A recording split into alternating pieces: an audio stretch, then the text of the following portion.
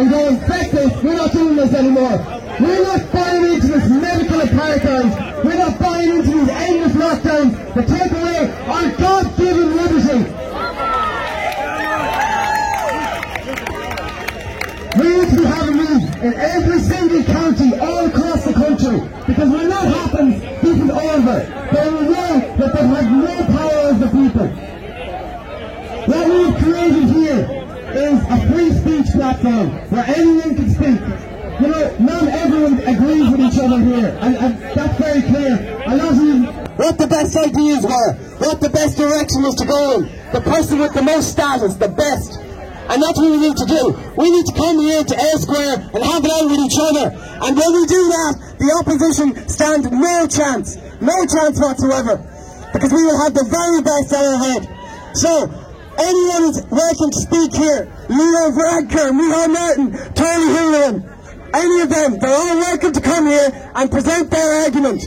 But they won't do that because they know that their argument is non-existent. Their argument only exists in censorship.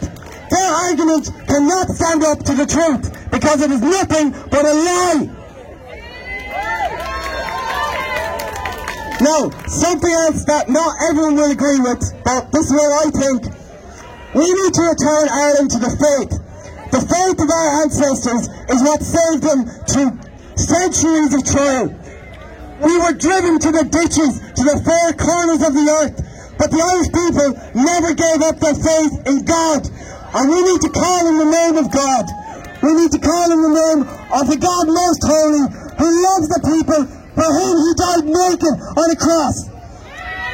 He will not abandon the people. He will not abandon the people like these so-called government officials have. No, he will not abandon you. You put your faith in God, and we will save Ireland. We will save Ireland through God. Now, I would like to advertise an event that's on tomorrow in Dublin in St. Stephen's Green, the Youth Rally for Freedom.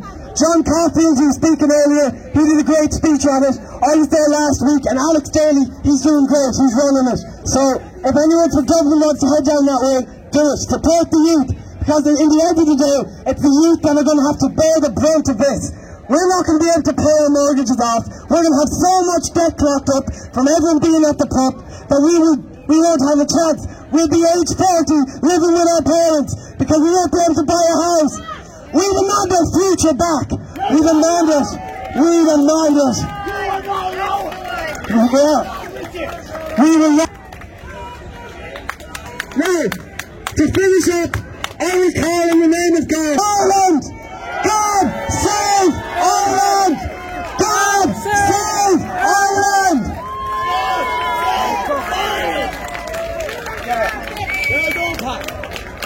Well, did we unite the tribes? Did we? What a beautiful day. Thank you all for coming here. And I hope I get to talk to everybody in the crowd. I'm actually more interested in all you guys in the audience than the speakers, to be honest, because we've all heard us loads of times before. I want to hear about you guys. So please find us under Rise Up Éireann. I'm massively censored at the moment. Space Connection if you can find it. And stay in touch. Send us a message so that we connect. And we want to hear your story. We want to hear what lockdown has done to your lives. So we're going to walk down now, have our rally down the road, but I want to keep this going. We want to keep the Unite the Tribes theme going, and we want to support other protests that are going to be on. So 24th of July in Dublin at Customs House, we're going to join and unite with the Yellow Vest. So please all come. We need like thousands out in the street. You know, we need to keep on coming together to really make this Unite the Tribes work. So Rise Up Éireann, thank you all for coming. Let's go. Right, we'll finish up with a song. We're going to do Éireann Should Have Ahawalla. Yevan adore his shall of marrow, and so dear for Leshna Golan. O Roshé the Bahawalia, O Roshé the Bahawalia, O Roshé the Bahawalia.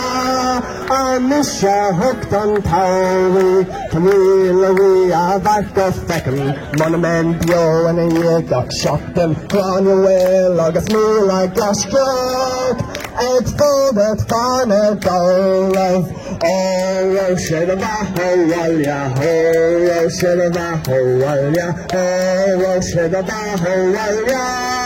Anisha hooked up to Gran your way like Chopper Salia, Oidly Halle Morgarda, Gaelic Venus, the Frank no Spanish, Turkey Regal Dolov, O Roshé the Bahawalia, O Roshé the Bahawalia, O Roshé the Bahawalia. Anisha hooked on Towie, O Roshé the Bahawalia, O Roshé the Bahawalia, O Roshé the Bahawalia. Anisha hooked on Towie. Well, let's go to work.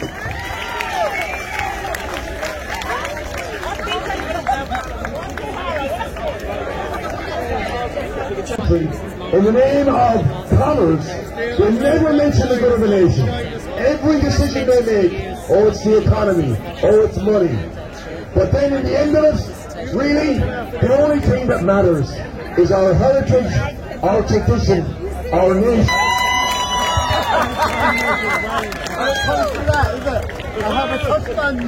Thank you, Dara.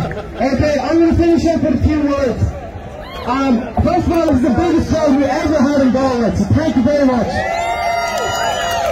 And I'd also like to thank all the familiar faces that are here every single week without fail. I'd really like to thank them because they've got this going and they're here to stand for freedom. So it's great to... And even though, you know, I'm not a lawyer, but I've been studying it intensively around inalienable rights. Because when I realized that babies were dying as adverse events from the injection 20 years ago, and when I started to talk about it in the various worldwide bodies I was involved in, instead of them saying, that's very interesting, Dolores, can you come to the CDC, and can you and the EU and the United Nations and the OECD, and we will together stop these vaccines and make them safer, I was intimidated and coerced and had my grants stopped.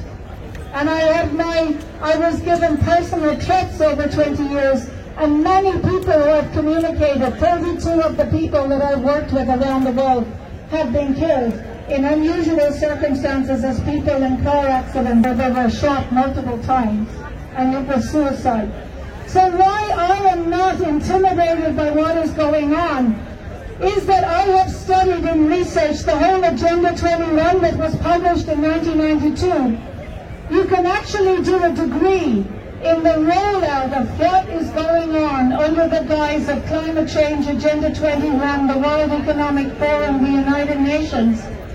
And so while I was able to, in September 2019, I knew that was the date, the 17th and 18th was the real banking crisis.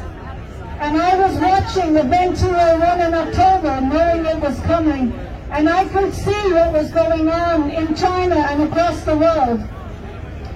And why I bought the White Castle in Athy with the pension that UCD did not administer unlawfully in 2016 and 2017 when I applied to retire, because I wanted to study adverse events of vaccines to provide forensic evidence in court. And the White Castle Athy is a meeting centre for the fight back on every level, including food. And we have a big festival there that's free for everyone. July 31st and the 1st of August of this year. And we will be supported by the Independent Farmers of Ireland because all of you need to be sustainable as regards food. But the real thing is we want to teach you the basis of the law of holding anyone to account under notice of liability, affidavits, turn back our courts into courts of law, common law, constitutional law. But the real piece of information that they're afraid of is that if you have in one of the common law countries, which are 57 countries, if one example or one case breaks the common law, that dismantles the act for everyone in that nation. But that precedence case will resonate to the 57 countries around the world. And Ireland has an absolutely unique history in law, including Brehon law, natural law, common law, and our inalienable rights and freedoms are not given to us by the Irish constitutions, but they are recognised and protected in the Constitution. And the Constitution is the law, and no infringement, no Health Act 1947, no COVID-19 statutory instrument, no legislation can take away any of our inalienable rights, and no legislation is truly law unless it's been challenged in the High Court and Supreme Court and deemed to be consistent with the law. I know that, you now know that, they know that, and that is why they are censoring me. But I will not be censored. I have no fear.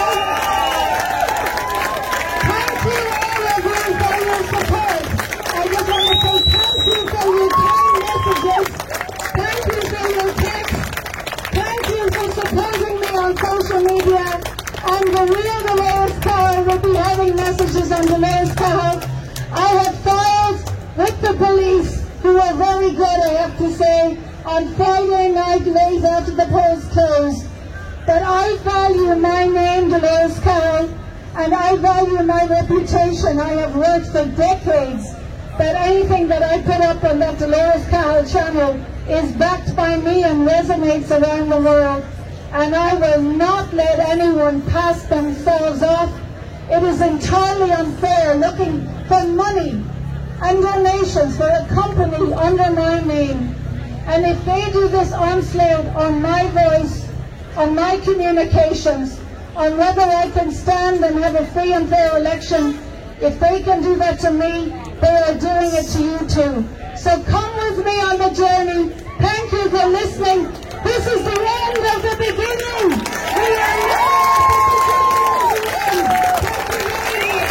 the end. Thank you. Well, I'll tell you what the story is now.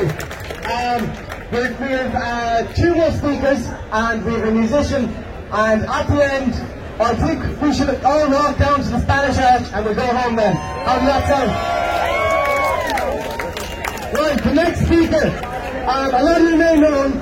He's been here nearly every week here in Galway. His name is Darragh O'Flaherty. So Darragh, would you like to come up?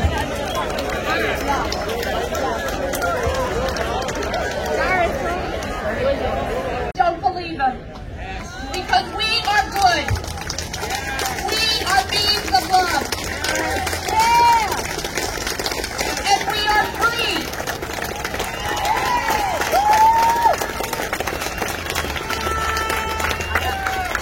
Free at last. Free at last. Thank God Almighty, we're free at last.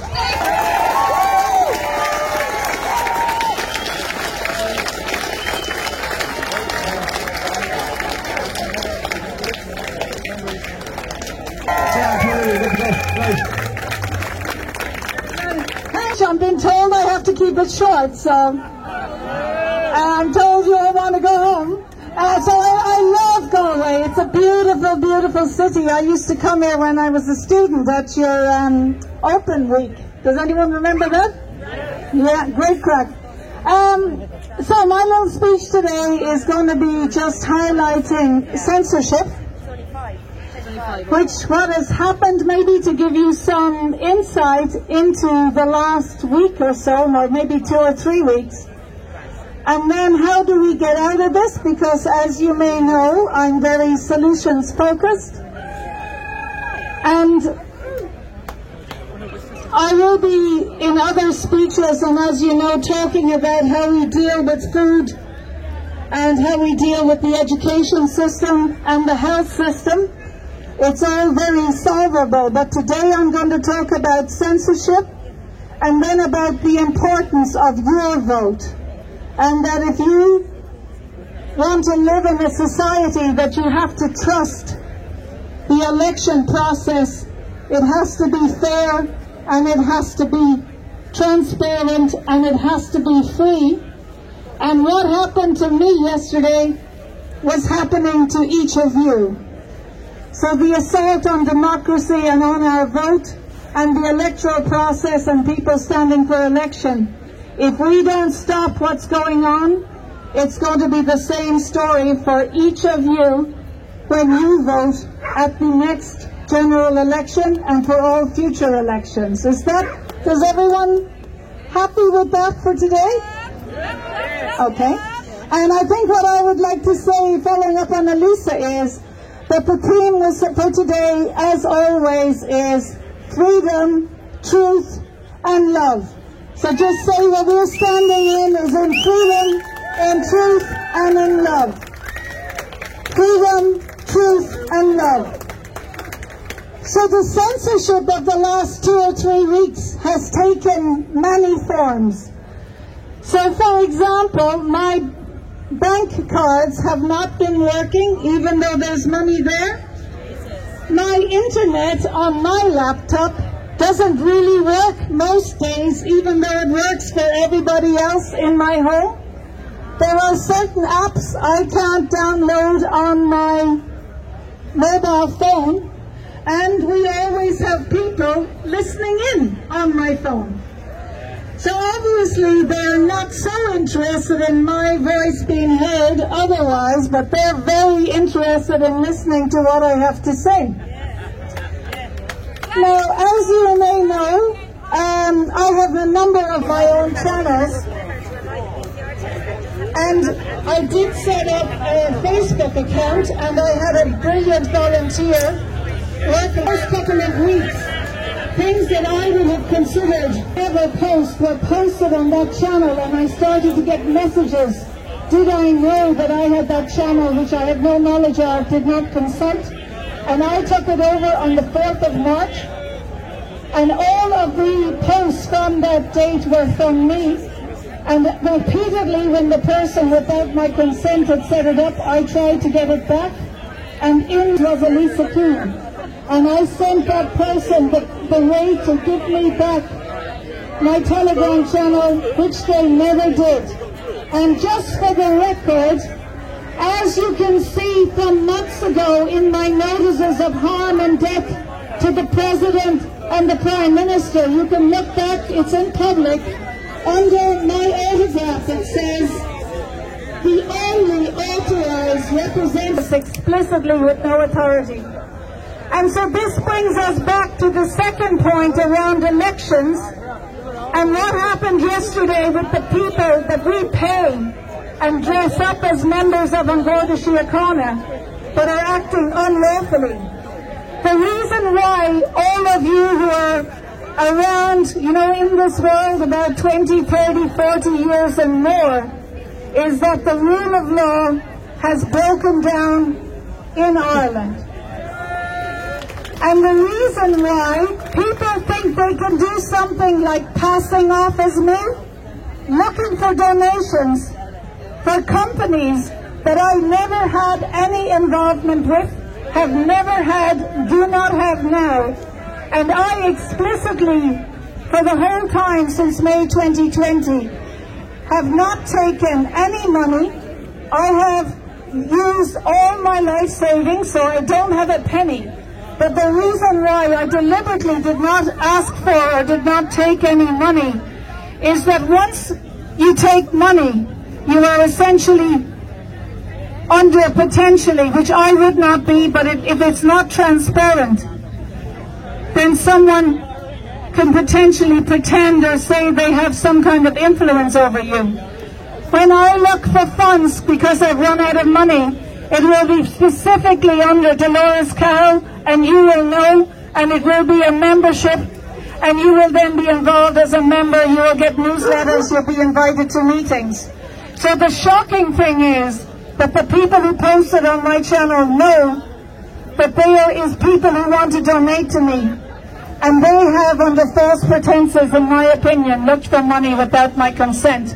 And the reason why they think they can get away with it is that if you go to people that work in the courts, they will tell you that one day in court costs 20,000 euros or 50,000 euros. So simply there is no access to justice now. So what happened in the election then, as we may know, and why they are censoring me? Anything written down by the government in legislation, if they close down the court system because they do not want precedence cases, because if you have a precedence case against the COVID-19 Act, if it went to the truth. So the question of why they don't want our voices out, my voice is your voice, is that mentions about how many miles you can travel is an infringement of your inalienable rights of freedoms, including freedom to travel. It's unconstitutional and unlawful and could be thrown out by the Supreme Court. And all of this farce would have ended a year and a half ago. And they would be shown up, because it is a crime by the Prime Minister and by the President of Ireland to sign in any acts or legislation that is not compliant or consistent with the natural law, common law, the Constitution, which protects and enshrines our inalienable rights. Is that clear? Yeah. So what went on yesterday is that under the natural law and in order to stand for election, the elections have to be free and fair, and part under the Electoral Act 1923 and the Electoral Act 1992. Can you imagine for fairness and for transparency, and of course from our inalienable rights and natural law to participate in the nation and in the electoral process, men and women that cannot be excluded from the count centre under the law are electoral candidates. So what was going on yesterday, why people dressed up as the police would not show their warrant oath card, was because they swore to uphold the law. And the law is the natural law, and underneath it is the common law. And if you don't believe me, take out your phone and go courts.ie and type in High Court, Common Law, and you will see in the High Court the cases are under, in Ireland, High Court Common Law. And that has happened since 2020 because we have been writing and we have been communicating that it is the natural law and common law that we live under in Ireland. And those laws enshrine freedom of speech, freedom of bodily integrity and freedom to travel, and all of those inalienable rights and freedoms have been broken. But if someone dressed up as An Garda Síochána, who has sworn an oath, infringes or breaks the law, they are much more culpable and much more liable, and there is special sanctions on them which can amount to treason or misrepresentation of An Garda Síochána, because if they don't show their warrant oath card, they are not members of our police force and they have no authority. So what we were saying to them yesterday is, please produce your warrant oath card, and we have posted up on my main channel, as you may know, this letter, and it comes from Donnybrook Garda Station, and all of the people dressed up as guards, none of them showed me their warrant oath card yesterday or the night before when the ballot boxes were closing where I voted. But this is what the letter says. It's a letter to me, Dolores Cahill, and it says, read the obligation of members of An Garda Síochána to provide identification. Dear Miss Cahill, notice they are not dealing with the living woman, Dolores Cahill, as I wrote to them. I refer to your recent correspondence with the Garda Commissioner. This is dated the 29th of March 2021. And it says, I refer to your recent correspondence to the Garda Commissioner. I can confirm that members of An Garda Síochána, both in uniform and in plain clothes, will produce their identity cards when requested by any person directly affected by or properly concerned with the duty being undertaken by that member. Since this is one of our servants, a public servant, and this letter was available under Freedom of Information, I am entirely entitled to put it up on my Facebook and to read out the person who has signed it. It says, yours sincerely, Superintendent Timothy Burke. Okay? So the reason why we're making this information about the rule of law available is that everybody in our reason is that the guards, to be a member of An Garda Síochána, it's really simple under the law. They have to produce it. If they do not, they are committing a crime of misrepresentation of An Garda Síochána. And why they didn't do it is that they know that restricting my access to oversee who you had voted for was unlawful. But in addition, there are crimes that public servants who break the law, as well as being subject to the normal laws, there are crimes of malfeasance and malfeasance in public office, which is more than 10 years. And I can say that that person was not a member of Garda Síochána, even though later on he said he showed me his volunteers cards. He never did. And who restricted my access. I was unlawfully detained. I could not have oversight into what the voting were. And I would simply say to you, I am a middle-aged woman. I'm just standing in the truth and speaking the truth. What are they afraid of?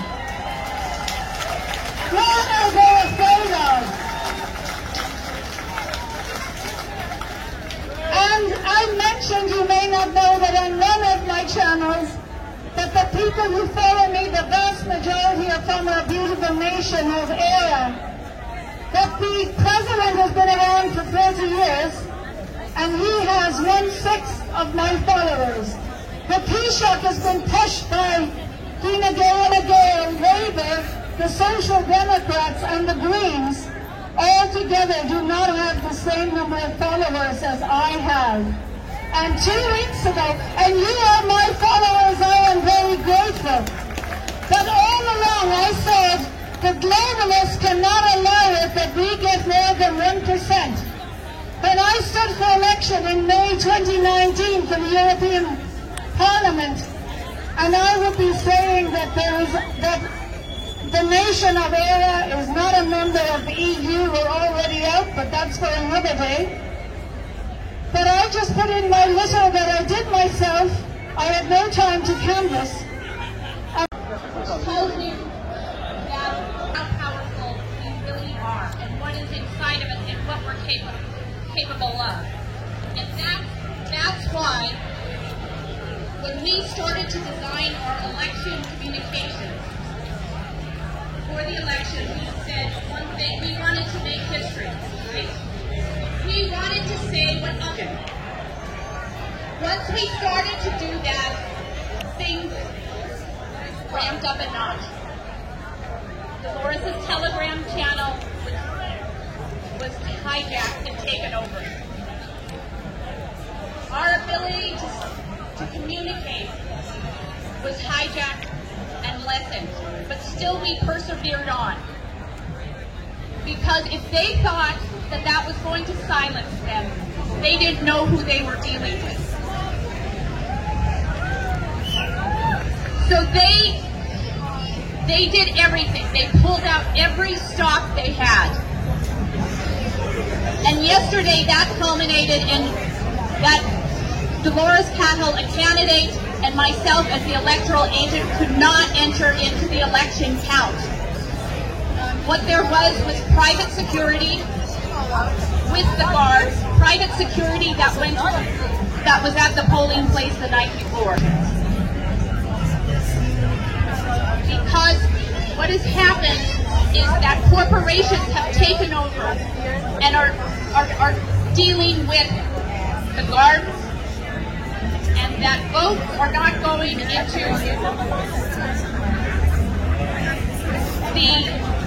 the guard bands, but they're going into private corporations, right? That if we don't have electoral integrity, if we don't break ourselves away from this system of corruption and what is going on, then it's going to be a dark future. But I believe there is another way. I believe if we start standing together, if we start speaking together, if we start doing what you're doing today, to come up and stand together. Because when that power is inside of you, when you feel like you are who we all are.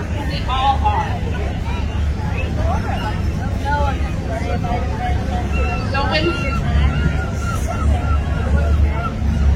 yesterday when that happened, it was chilling.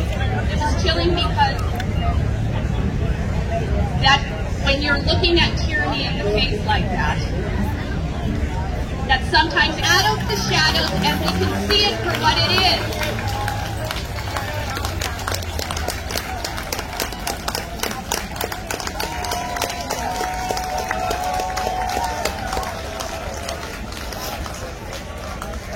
Because I know that wasn't just Dolores and I experience. That was mirroring what has happened to thousands of people out there every day in their town and village and what is going on. But now you can see it. It's into the light. And if you see something into the light, you can deal with it. Because one of my absolute heroes is Martin Luther King Jr. And what he said is, darkness doesn't drive out darkness. Only light can do that. Hate cannot drive out hate. Only love can do that. And when we act in that way, and when we act and step into our power, and when we hold people accountable, because one of the reasons we are late today is because number, in which they said the returning officer, which I said he has no authority over me, because it is the Constitution and it is the natural law that has authority, and that when we know what we're dealing with, because a Constitution, and I want to get this through to everybody, a Constitution does not give you rights. It only protects rights. It can only protect your right. It can't give you rights. No one can give you a right. You are born with inalienable rights. They cannot be taken away. They cannot be given away.